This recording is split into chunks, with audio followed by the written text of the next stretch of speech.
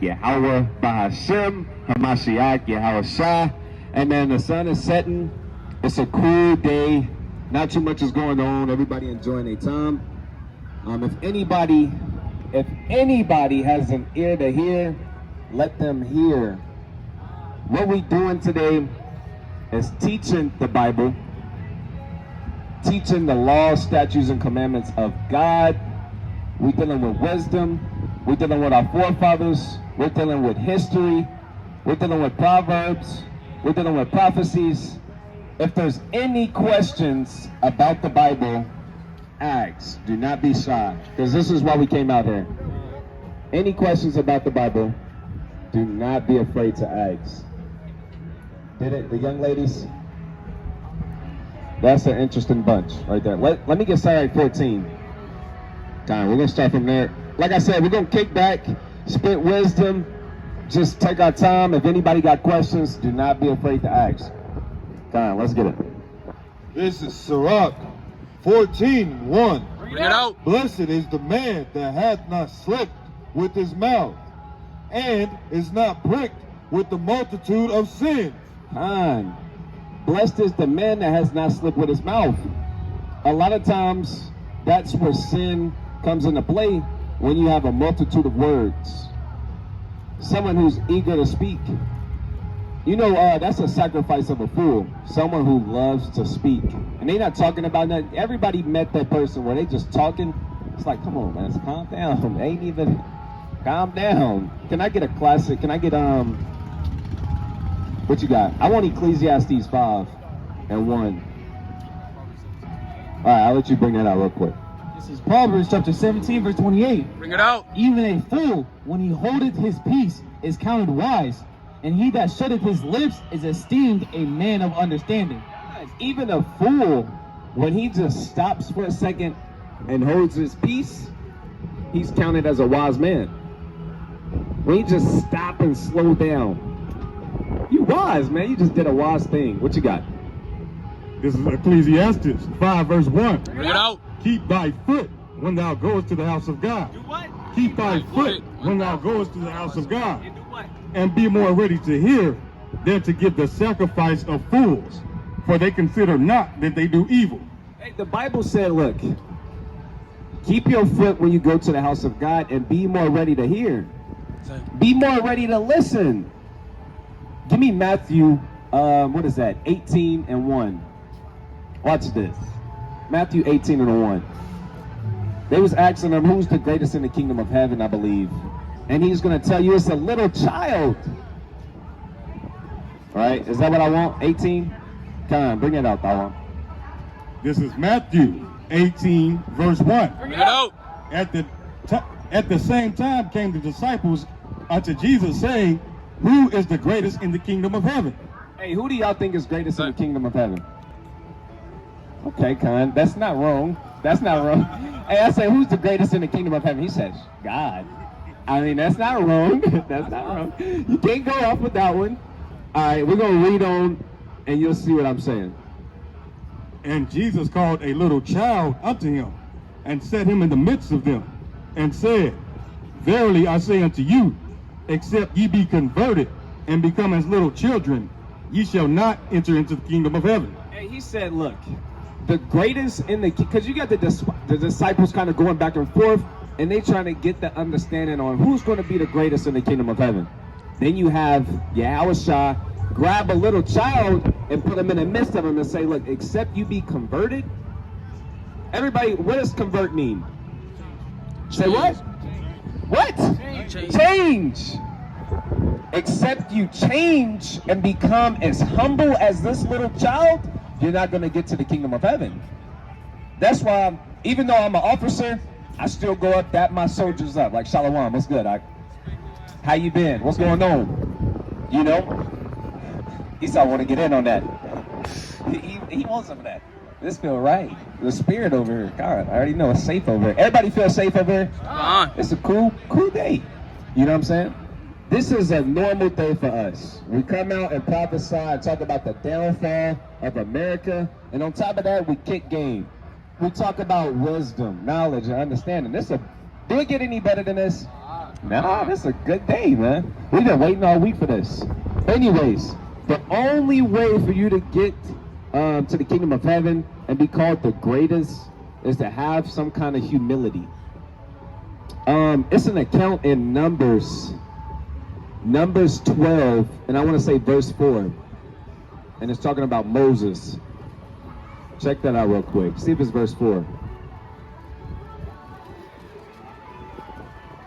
Is that what I want? Verse 3. This is Numbers 12, verse 3. Bring it out. Now the man Moses was very meek. He was what? Very meek. He was humble, meek. Finish that out. Above all the men which were upon the face of the earth. Hey, Moses was very meek, very humble. Yahushua out of his own mouth said the greatest in the kingdom of heaven is going to be the meek and the humble men. So no matter how great you are, how tall you are, how mighty you are, like Quat right here, he's still meek and humble. He don't look down on us and be like, yeah, you 5 what? Yeah. Huh? Wait, grow up. You see my beard? Don't be like him. Cut. Ching, ching, ching, ching, ching. He done, man. He finished. Hey, Zion, up high? I got you, Ike. This guy, right, this how we gang up on him, man. Put out that scripture on him, right? Cut. Finished. He's done. Nah, that's funny, though. But kind of be humble, be meek, man. Don't give the sacrifice of a fool. Hey, yeah, you could go ahead. You know, we're not bullies. I just wanted to go around the camera. Yeah, it's respectful, man. We appreciate that. Hey, when you get a moment, come talk to us about the Bible. I'm a believer. Yeah, hello, believer in what? Jesus. Hey, okay, I got an honest question for you. Was Jesus white or black? Arabian? Okay, where's that in the Bible? He was Middle Eastern. Like he was born in Israel. Okay. He was born in Bethlehem. I give you that. Now, can I show you in the Bible what he looked like? Because it's actually in there. Cool. Hey, we got a nice guy right here. What's your name? Alex. Nice to meet you. I'm Mahar. All right, so what we do up here, we come out here and teach the Bible, man. Anybody who wants to listen, we just teach the Bible. So we're going to show you the description of Christ. No one really talks about this, especially like in the churches, Christian. They don't, it's like, what do they say? Taboo. It's a taboo. But we'll read it. This is Revelation 1, verse 1. Bring it out. The revelation of Jesus Christ. The what? The revelation of Jesus Christ. Revelation means a revealing, right? But we'll jump down and show you. Verse 14. Right. His head and his hairs were white like wool. Right? So his hairs on his head were white like wool. They were white. Usually when you see pictures of Jesus, it's not white. It's usually like blonde, sandy blonde, you know? Right? And it said it was woolly, white like wool, you know, like a sheep's hair, you know? And usually it's not like that in the pictures depicted, but we're going to keep reading. As white as snow. Right. And his eyes were as a flame of fire. Right? Usually they're like blue, hazel, green, whatever. And his feet like unto fine brass. And we all know brass is like brownish, right? Come on. As if they burned in a furnace. As if what? As if they burned in a furnace. So his feet was dark brown. Dark brown. And that's the rest of his complexion of his body. Right? When you read the Bible, you understand that Jesus Christ was an Israelite, right? From the tribe of Judah. When you get the description of David, he was brown. When you get the description of Moses, he was a Levite, but he was an Israelite. It tells you that he was brown. All of the prophets was brown, right? But you know, that's just a misconception. People don't really like to hear that they were brown, right? That's what I would say too. Hey, he said that they're just dumb, man. Right? It's real simple. It's not hard. But do you have any questions about the Bible, Alex? Nothing?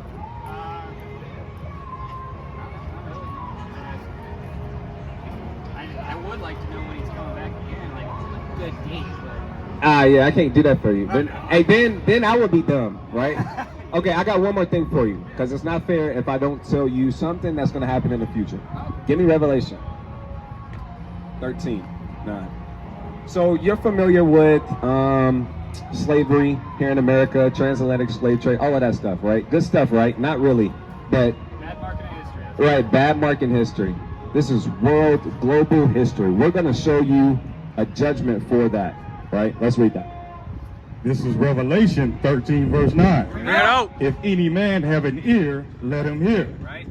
He that leadeth into captivity shall go into captivity. No, he gets to get away with it. Shall go into captivity. So the judgment for your forefathers leading us into captivity, according to the Bible, you're the seed of your forefathers. You have to pay for the crimes of your ancestors, just Right. like us.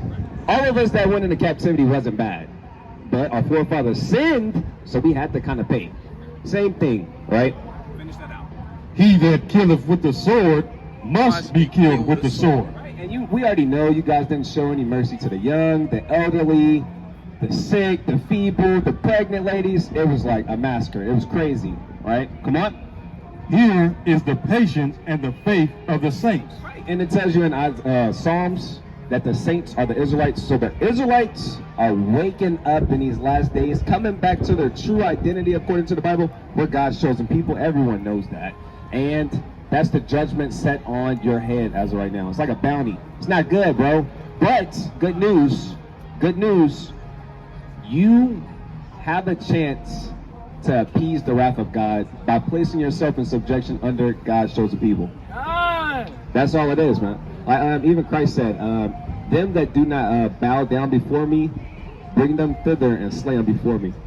But literally, we're really the kings and priests of the earth, really. Right. To the Bible. So, man, I hope this was beneficial for you. You know, this is just what we out here doing, Alex, man. Yeah, man. Have a good day, a good night. You know what I'm saying? You got something hot? Come on.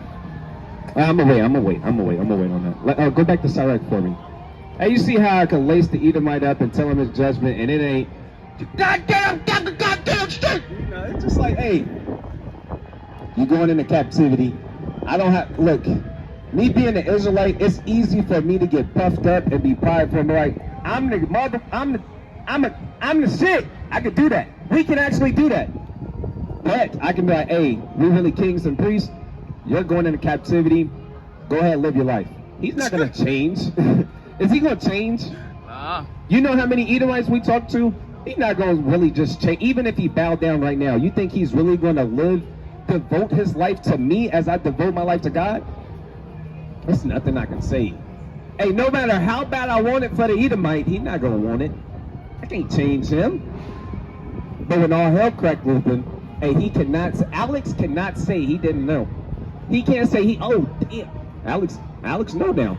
He know that we the Israelites. He know that we're God's chosen people. He know that he has to pay for the crimes, and his judgment's on his head. Right? So let's get back to SIRACH. He sure ain't looking for no white Christ. And when he see a black man crack the sky open, he like, oh man, hold on. This kind of sounds familiar. Right, bring that up. This SIRACH 14:2. Bring it out. Blessed is he whose conscience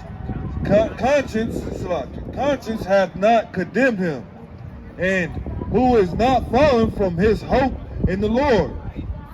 You're blessed if your conscience does not condemn you. You ever do something you like, I shouldn't have did that. Everybody has felt that, like, man, I know I shouldn't be doing this. And you're blessed if you don't get condemned by your own thoughts, by your own brain. You know what that tells me? When your own thoughts isn't condemning you, that means you're doing the right thing. Because when you do the right thing, you don't have those thoughts. Right. You actually get in the spirit. Like this brother hit me on my, hey, I'm down right now. Could you shoot over here and help me with this? Or could you shoot me 20 so I can fix this? I got a flat. Hey, I just laced the brother in my hair, you know? Yeah, I got you. Is that all you need? I'm like, kinda, man. Now I'm in the spirit for the rest of the day. I feel like I did something that benefit my brother. That's me showing brotherly love. Now I'm kind of feeling good. All right. Now I'm in the spirit. Like, man, who else can I help? And you know what happened? Next week, he like, here, Ak, because you gave me this, I'm going to do this for you. Not on no tick for tack, or you owe me this, or I owe you. No, just like, hey, bro, I got you. You know, I appreciate what you did looking out for me and my family, man. Here. That's brotherly love. Come on. Let's keep going. Verse 3.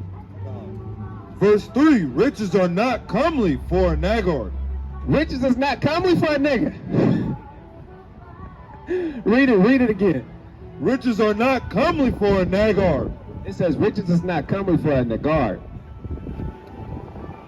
Cause that's the word nagard goes back to a pompous man, like a prideful man, like a overly confident. Riches ain't good for him. You give riches to a prideful man, it's going downhill. He's stunting on you. He flexing on you, he making you feel bad. You know, riches ain't comely for a nigga. That's why you see us on the bottom. When we had all of the riches, we departed from God. Right. For real. When we had it all, we tricked it off. All of it, literally. And some. We tricked off everything that God gave us. All right. Down to Jerusalem. We tricked it off. Riches ain't comely. It's not comely. The word comely means good or beautiful. Riches is not comely or beautiful or good for a nigga. I'm gonna be honest. We trick it off. Right? What you got? And what should an envious man do with his money? And what should an envious man do with his money? Let's keep reading. He that gathereth by defrauding his own soul gathereth for others. Hey, if a man gathers riches, gathers wealth by defrauding his own soul or by defrauding other people, it's not really worth nothing. He really gathering it for other people. Now, let me throw a precept on that. You got your apocrypha? Zion? Yeah. I have Tahoe, I'm grabbing. Let me get 2nd Esdras 2:27. Hey, because everybody know America is circling the drain. When I say circling the drain, it means America is in the toilet, in the sink, circling, and he getting disposed. America is circling the drain. But you have all of these elite white men, rich white men. I'm going to say that again. You have all of these rich white men who thinks that all of their riches and wealth will endure forever. And it's going to be for their sons and their sons and their sons and their sons after that. That's not going to happen, though. What's actually going to happen, all of the things you gathered for yourself, all of the riches, the food, the underground bunker, everything that you gathered is going to be given to the Israelites. Come on! That's the harsh truth. So Tawada, thank you. We appreciate your services. Let me get this.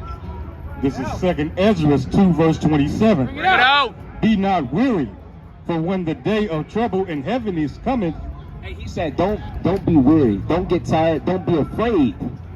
Because when heaviness cometh on the earth, when all hell start breaking loose on the earth, when men start dying of pestilence and famine, starvation, and sickness, come on. Others shall weep and be sorrowful. What? But thou shalt be merry and have abundance. Hey, when everybody weeping and crying up and down the streets, their houses have been caught on fire, they getting pulled out of their houses, martial laws kicking off, others are going to weep and be sorrowful. They're going to be confronted with the biggest crisis on earth. And they're not going to have any way to defend themselves. You can't call 911. They not there. They getting kicked out of their houses too.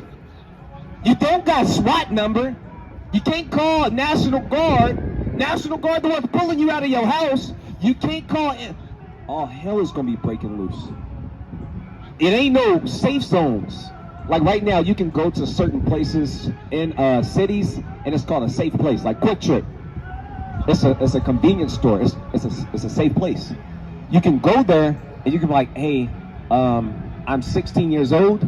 My mom passed away, or my mom kicked me out. I don't have anywhere to go, and they can call a shelter for you. You can sleep there. They'll take care of you. That's not going to be a real thing. No one is going to be able to help you in that day.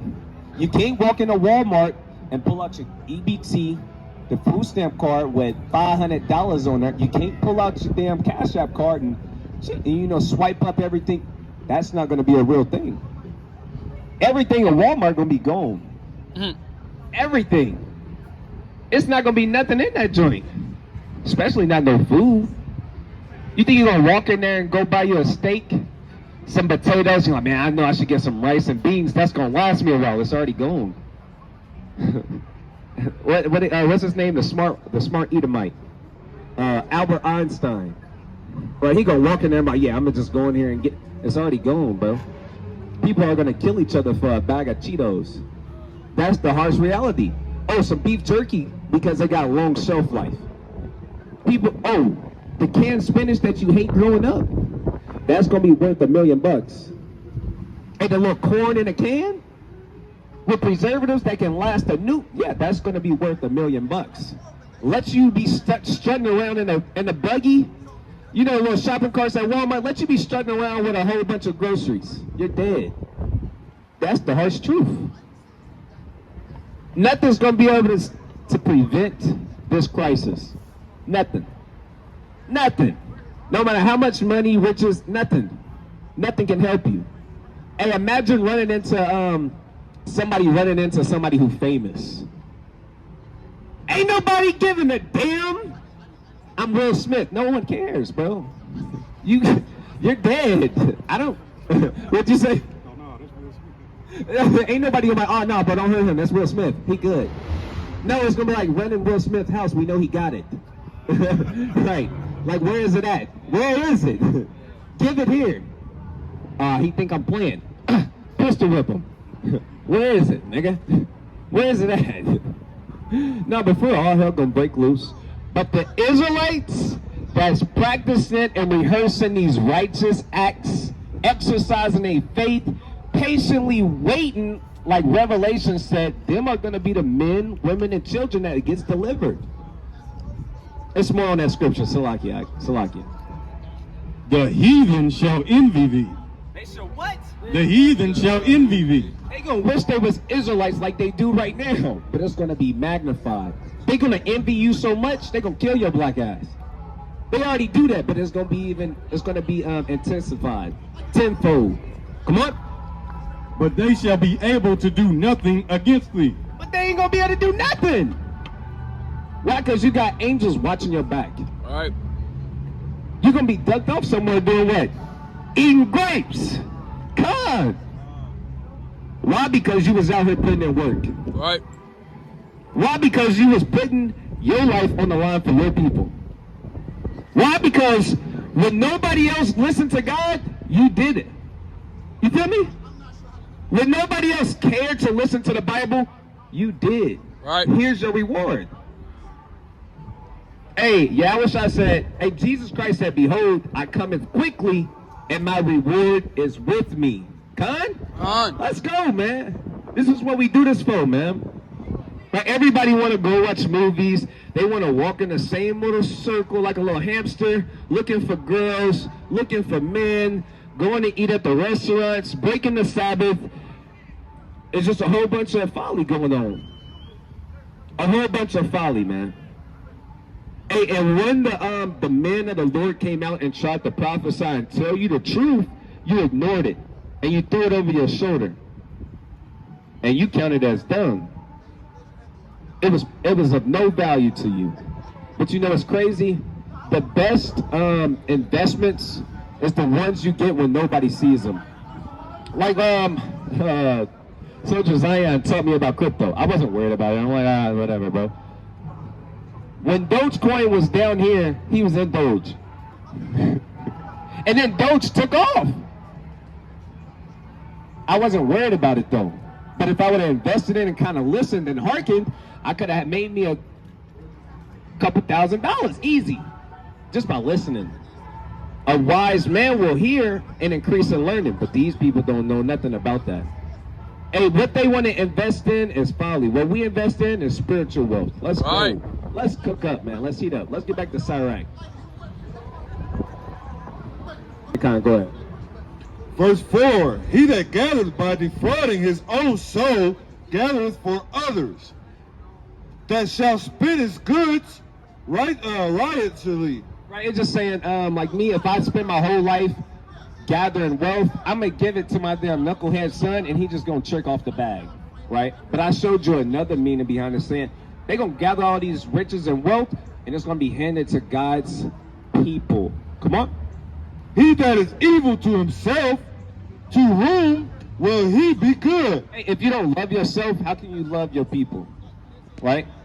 Hey, I went over this last night. If you're a woman, if you don't love yourself and value yourself and cherish yourself and know what you are and what you're capable of, how can you love a man? How can you love your husband? It's not gonna work, right? That's why you have so many marriages. What is it called? That's why you have so many people in American marriages getting divorces. People don't really understand their duty and order. Come on. He shall not take pleasure in his goods. There is none worse than he that availeth himself. And this is the recompense of his wickedness.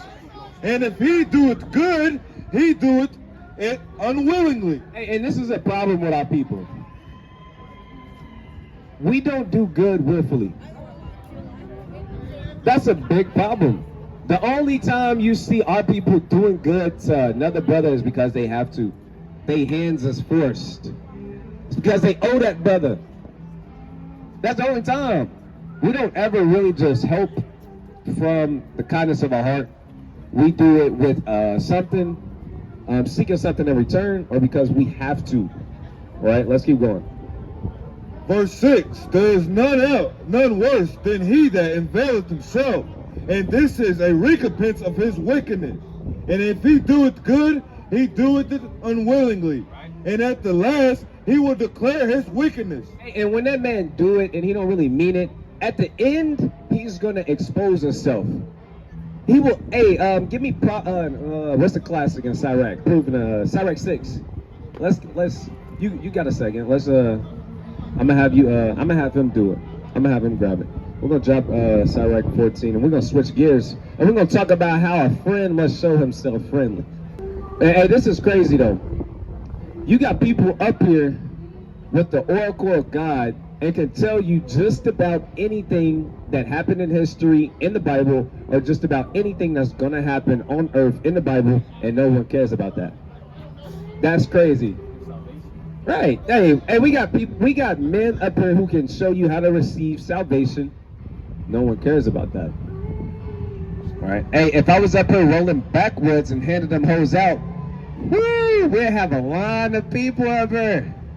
If I was up here giving poison to my people, niggas would tap in. Right. Finally, madness. I want you to start at like verse 6. Let's start at 7. This is Ecclesiastes 6. What is 6, 7? 7? 6 and 7. Bring it out. If thou wouldest get a friend, prove him first.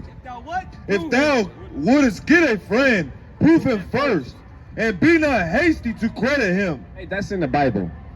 Hey, before you start calling this dude your homie, your brother, your best friend, prove him first. What does it mean to prove him? To see if he's really a friend. To see if he's worthy of that title. To see if you should really be calling him your bro. We call everybody bro nowadays. You know, we gotta relax. We gotta start proving people, seeing if they really are cut like that. See if they really a diamond. Hey, a lot of people not diamond, a lot of people just rocks. A lot of people cold, you know what I'm saying? Ain't nobody really cut like that no more. It says, don't be hasty to credit him. Don't be quick to be like, yeah, bro, he's straight, he's solid. Man, you met him last week. 2 weeks ago. We appreciate y'all, man. Don't be so in a rush to be like, yeah, he a good dude. Man, you don't know what he do in his spare time. You don't know where his mind is really at. You haven't even made him withstand the test of time. He been your friend for 3 weeks. You met him at the gig. You know. All right, let's keep reading about this is a classic chapter. If you don't know SIRACH 6, go read it. But we're gonna get into it. Come on.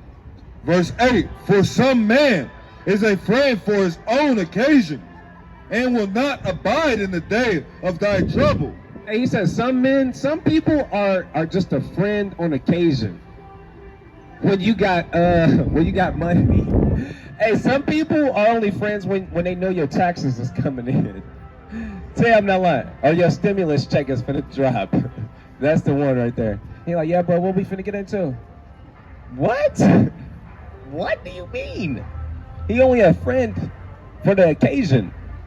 When you got your little house, your little apartment, your little mean cut, you got Wi-Fi, and you got a little bit of snack. You ain't got much. You've been working hard, though. Then he want to be your friend. He want to come over, play 2K, and sip on some Hennessy, whatever the case. You know what Jake do. Watch the game. Watch the fight. That's when he want to be your friend. But when you down and out, when you don't have nothing, he's not there. The Bible is saying that, right? Let's keep reading. And there is a friend who, being turned enmity and strife, will discover thy reproach. Hey, and it's the type of friend who, if you be like, nah, bro, I can't do it like that. I don't got it like that. He gonna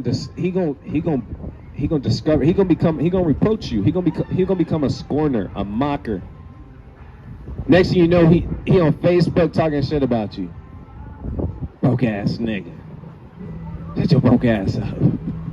That's how people, hey, he start talking behind your back. You know, talking about how you wear the same shoes all week. Folly. Right? What you got? This is SIRACH 12 verse 8. Bring it out. A friend cannot be known in prosperity, and an enemy cannot be hidden in adversity.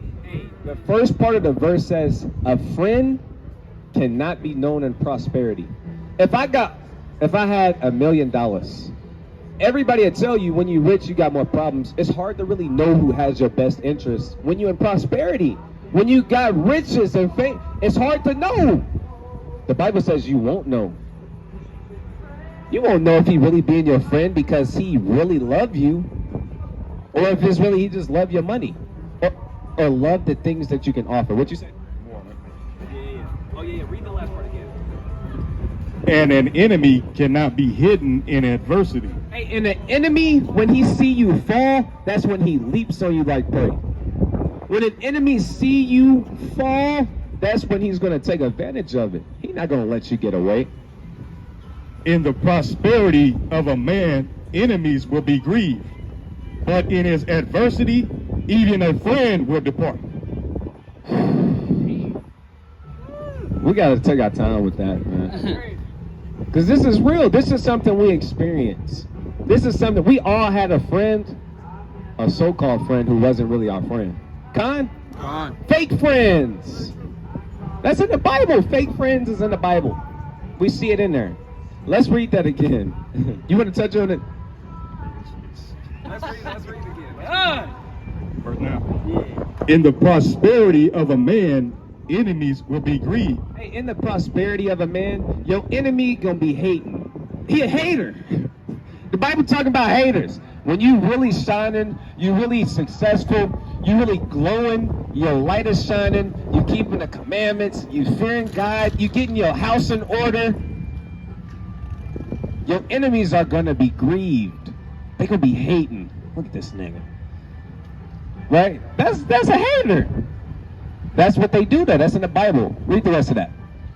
But in his adversity, even a friend will depart. Hey, but even in adversity, one of your closest friends, we're going through a tough time. This has been my friend for 4 years, but I go through a little adversity. I don't really know where to turn to, who to lean on. Your best friend to leave you.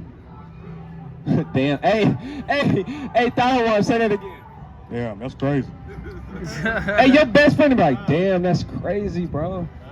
Hey, he hit you with that. Damn, so what you about to do? Nigga, what do you mean, bro? He kind of kicking you out. Damn, so what you finna do? Right, what you finna get into though? You already know what it is. He's saying, bro, I need you to get up out of here though. I know we dogs, but he like, so what you finna do though? Cause you can't be here. You know what I'm saying? Am I making this up, or is this in the Bible? It's in the Bible. I don't see how y'all can neglect the wisdom, knowledge, and understanding that the Bible offers. Mm-hmm. The things that you go through are in the Bible, but even better, the solutions to your problems are in the book. All right. Give me the classic scripture you use to close close your lessons with. Grab me that. It's more on that though, huh? We might have to double back. Let me get that in Revelation real quick.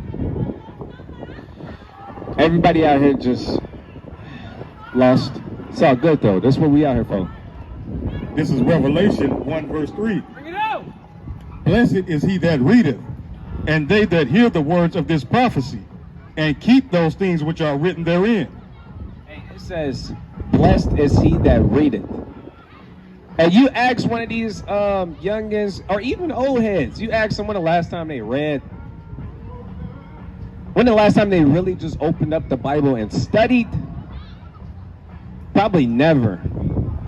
Because if they open up this book and read, you cannot neglect the wisdom, knowledge, and understanding, the counsel, the advice, the history, you can't neglect it because it's truth.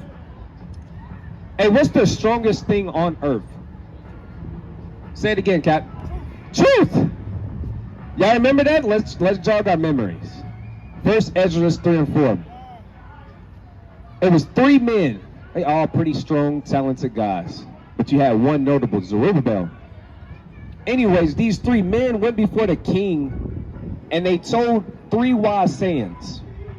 One man said, women are the strongest thing on earth. Why? Because women birth people. Hey, you know what a man would do for a woman? Name one thing, Quat. Kill. They kill. What you got? One thing a man would do for a woman.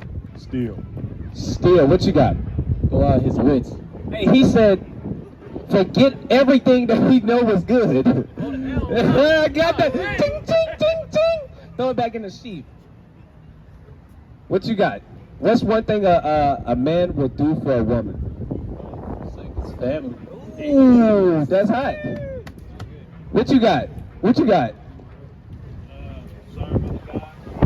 Sir, and he said, serve other gods. Azaria, what you got?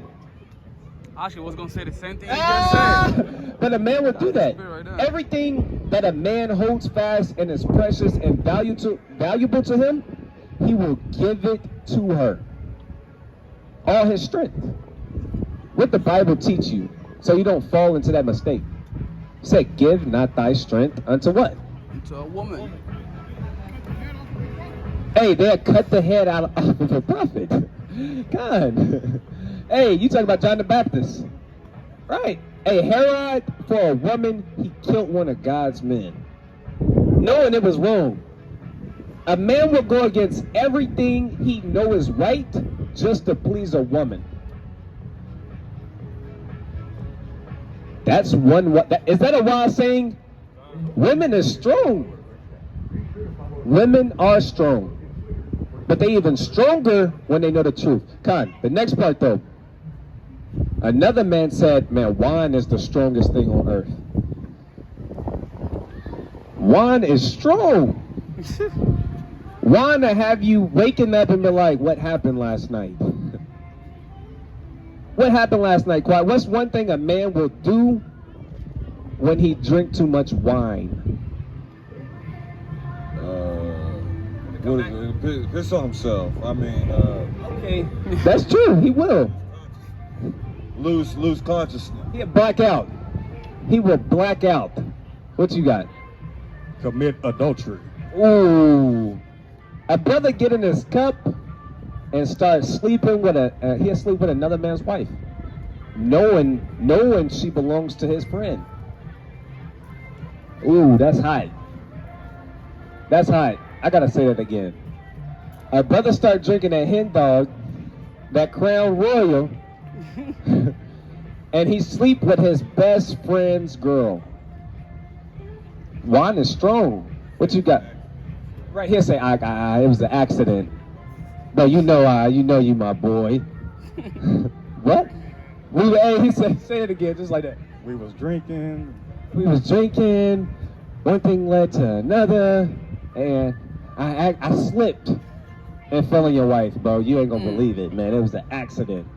Stupid. Folly, what you got? Curse out his homeboy. Yeah, what? Curse out his homeboy. Right. It tell you that one, when the man gets in his cup, he start wanting to fight all his friends. So in the fight. That's crazy.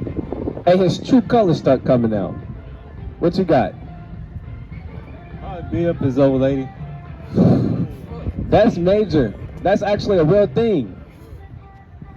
Tell you, the hen dog have you body slamming your rib. It's not funny, but it's funny. Beat their kids too. Hey, for real though, wine will have you laying hands on your family. Everybody agree wine is strong. Wine is strong. Hey, what's going on, man? Hey, could you hear me way over there? Was I loud enough? What was I talking about? Wanda? Wine? I was talking about liquor, wine. Yeah, you're in the wrong place, huh? You're like, shit, that's what y'all was talking about? Okay, so what we were saying, okay, what do you think is stronger? Women, liquor, or a king?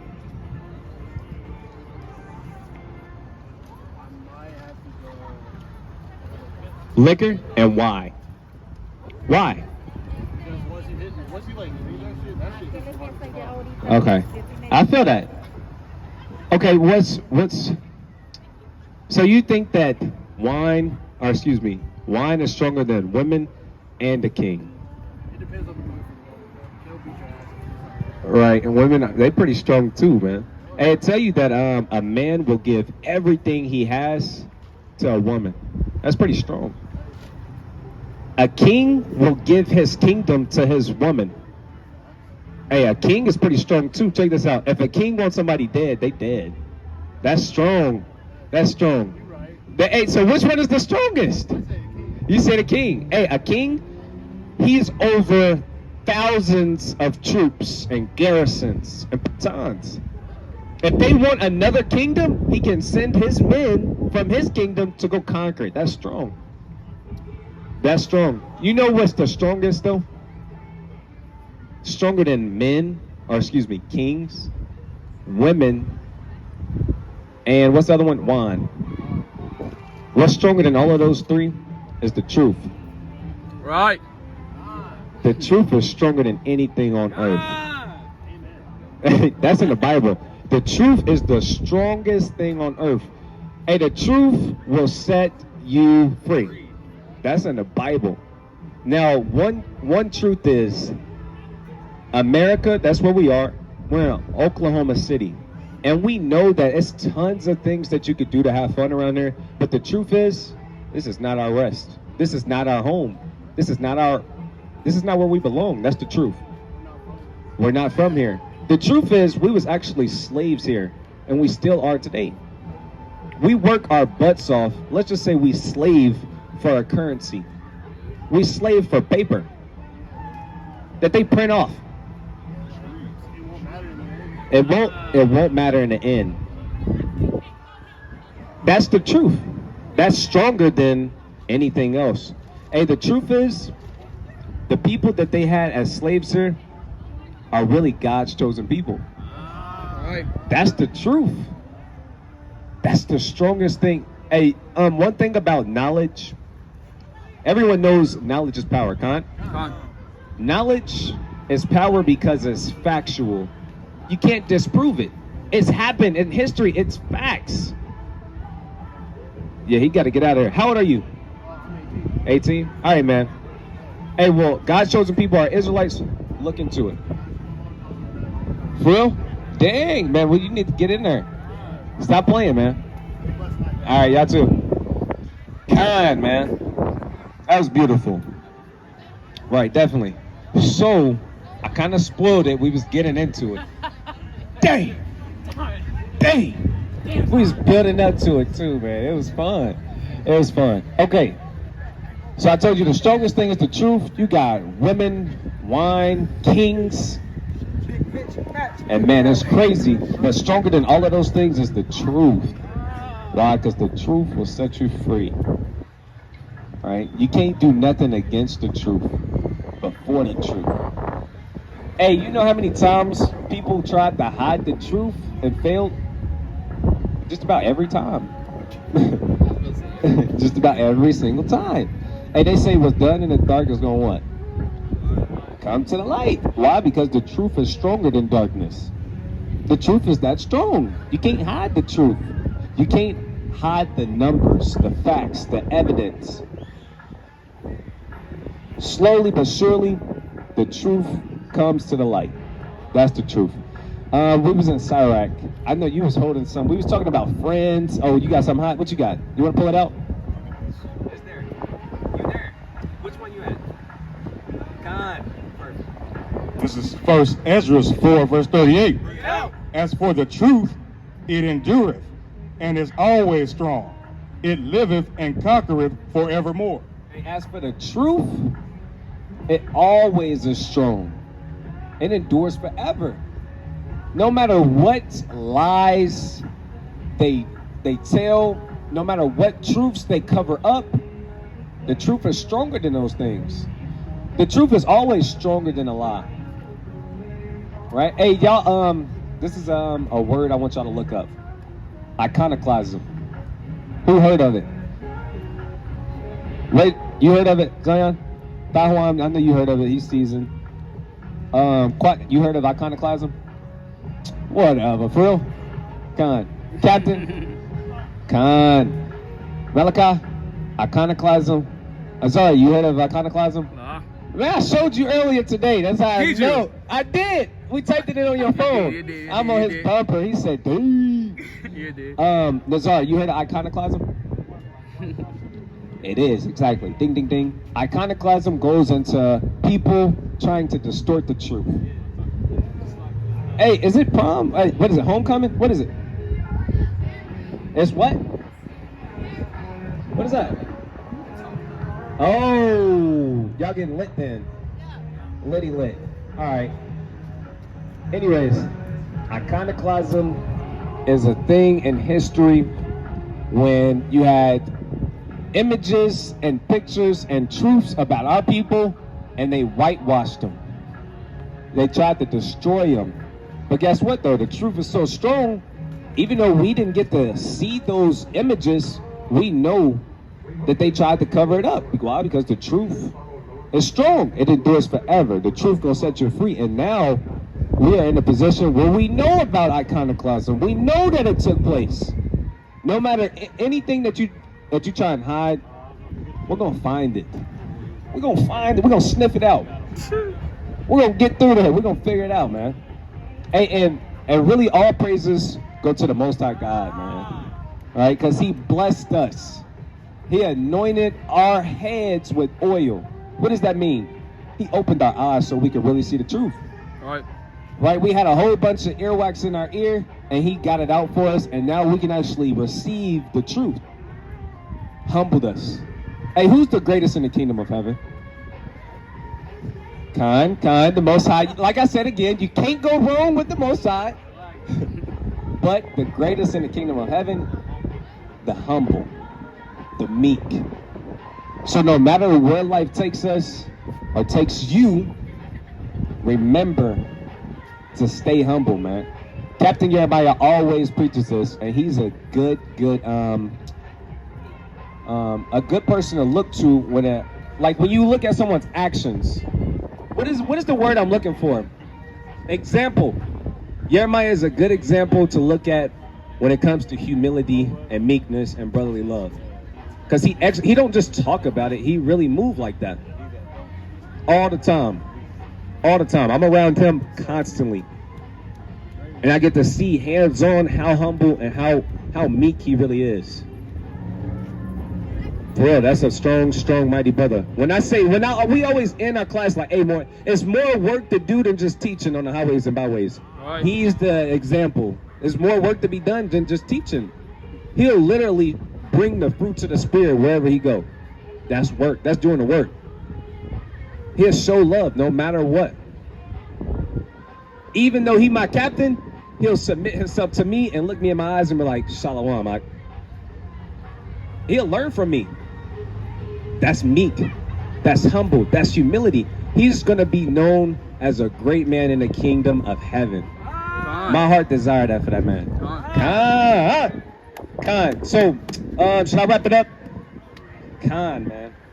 So, SIRACH 43 and 30 says, when you glorify the Lord, exalt him as much as ye can, for even yet will he far exceed. And when you exalt him, put forth all your strength, and be not weary, for you can never go far enough. And with that, we're going to give all praises, all honor, and all glory to the Most High God, Yahweh, Bahashem, Hamashiach, Yahweh Shah. Like General Hezekiah always say, never forget, death to America. God, with that, shalom, man.